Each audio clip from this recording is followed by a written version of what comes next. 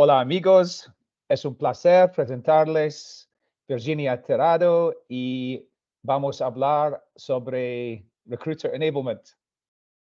How Excelente, was Adam. was that okay? That Did was that work? brilliant. Brilliant. I haven't been introduced in Spanish in a while, and I love it. I love the opportunity to speak Spanish and to listen to others to speak Spanish because, as you know, I'm from Venezuela originally. So Spanish is my mother tongue. Yes, I'm sure I didn't put a Venezuelan accent in there, but I'll try that next A time little maybe. bit between the Scottish and the Venezuelan coming through. That was 100% excellent. Great. So Virginia, give us a quick introduction for people who don't know you. Yeah, so I'm Virginia Tirado. I have been living in the UK now for the past 15 years, but I'm originally from South America. I have quite an interesting background. I've lived in the US, now here in the UK, and although my background is in law and business operations, I have been for almost a decade now working in all things talent, and have been very fortunate to work for some really great companies where I have managed to transition and evolve my career. So I initially worked a number of years with Oracle, which brought me to Europe, and then Amazon and AWS. And most recently, for the last 3 years, I had the wonderful task of leading talent acquisition for Zalando, which, as you know, it's a great company. It's a online fashion retailer and more, and it was a wonderful opportunity commuting to Berlin from London and leading a fabulous recruiting team there. But currently, I've taken a bit of a sabbatical and focusing on getting my next job somewhere in the UK. And I do have a vast experience in business operations, which I think I've translated into my TA roles to make us more efficient and continue to serve our clients and our candidates the best way possible. Well, I was going to ask you about that. With your background in both law and then business operations, law is making sure everything's done properly. Business operations is making sure everything's done. So I guess those two things are both very useful when it comes to leading talent teams.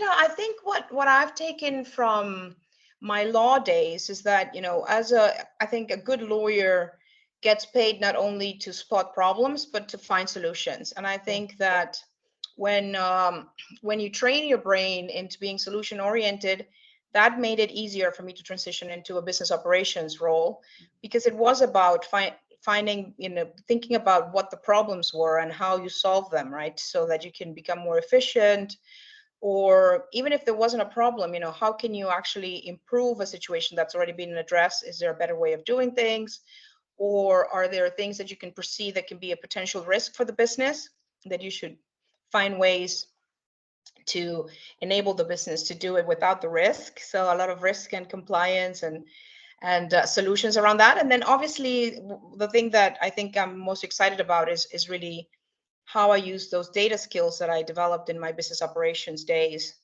to measure and improve in my talent acquisition roles, right? To serve our stakeholders and our teams in a better way. Mm.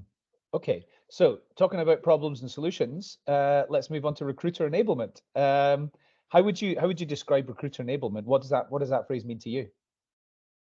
Well, I think it depends on how the level of maturity of your organization, right? But I think enabling, whether it's your recruiters or your hiring managers or your candidates, to do what they're supposed to be doing in the most efficient way, right? So I think recruiters evolve, and I think a good recruiter should know how to source, should know how to prepare for an intake meeting, should know how to face a hiring manager or a HR business partner with the right data about how they're going from understanding the market to a particular role, how that role is evolving, understanding the pipeline, and so on. So enabling to me is about giving your recruiters the right tools and the right knowledge base to use those tools to do a good job, right?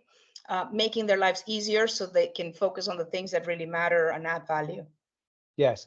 Okay, what are the things that really matter and add value? You've got a team of 20 recruiters, what do you most want them to be spending their time accomplishing? Well, again, I think depending on when you're looking at having this conversation. Today, you're in a very slow market. So hopefully I would want my recruiters to be spending time to becoming better at understanding what the business needs, how can they improve their processes, to becoming better at recruitment, but also to becoming better at understanding the new technologies, whether it is, learning how to use AI or using the tools within the tools they have, if they're on Greenhouse, or Yeah. I don't know, if you're moving into Workday, whatever that is, understand how the tools that you have at your fingertips are going to help you do your job better. And unless you know how to use them, it's really difficult, right? But I think in times where recruiters are actually very active and it's a very busy market, I would expect them to be very clear on what is it that they need to be recruiting for and where is that talent going to come from. And again, it does go back to understanding your metrics, to understanding your funnel. How is that funnel converting? Are you going into the right markets?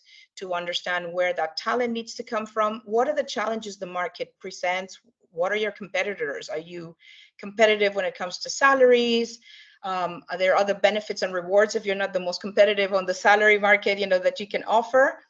And more importantly, learn to listen to what is it that your business needs, to understand sometimes, not always do our stakeholders know exactly what they want, or should they get exactly what they're asking for, right? Because you should act as the expert in the field and be able to give them the right advice and support them in that journey. Yes. Okay. So, could you talk about some of the things that either you've put in place or that you've seen in place, which have been either worked really well to enable recruiters or done the opposite and not worked so well? Yeah, so at Zalando, I had the opportunity to actually create a TA enablement and operations team, which was, for the size of the team that we had, I think was really important. We did have reporting tools and things like that, but for example, onboarding recruiters, when you have a big team or you're scaling even a small team that is going to grow, it's really important. So that enablement started from the very basics, looking at your onboarding instead of leaving it to chance, and ensuring that you as a recruiter had a great buddy that can show you the tools or whatever. We wanted to make sure that everyone had a consistent onboarding experience. So we started by building that onboarding plan where you spend time getting familiar with the company, with the structure, with the policies, but also with the tools that you had, with the reporting and what you were able to do on your own, where you might need help, who can provide a report for you, what can you do automated, etc. So I think that for any size team, whether you're 2 recruiters or 15 or 100, having a good plan to onboard them quickly and efficiently is very important, and that it's consistent throughout. Obviously, you have to evolve those plans if things are changing, but have something that you can start with. So I think that that is something that I was able to put together with our team.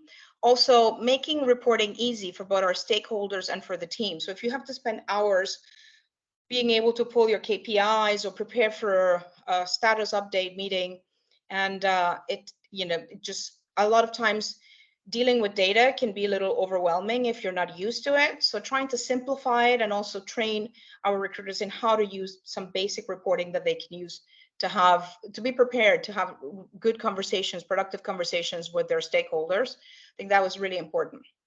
What I have seen that works well is when we're all on the same page, when we realize that what we're doing is not just adding another process or another control or another report for the heck of it, but where is the value? And as educate your team, understanding that this is needed, because eventually, if you want your hiring managers to help you solve a situation, for example, around conversion ratios or the time to hire, you need to be able to explain, even if you want to benchmark against other teams and so on, what does that look like?